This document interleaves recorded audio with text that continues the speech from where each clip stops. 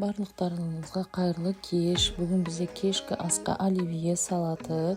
Әдеттегідей картопты 4 бұрыш қылдырып тураймыз. Мен 2 штук турадым. Және тағы бір қосымша жарты картопты турап қойдым. Оның алды тұздалған қиярды да менде кішкентай 6 штук шықты. Мен оны бірақ видеоға үлгермедім. Сол себептен қыздар. Кейін сәбіз.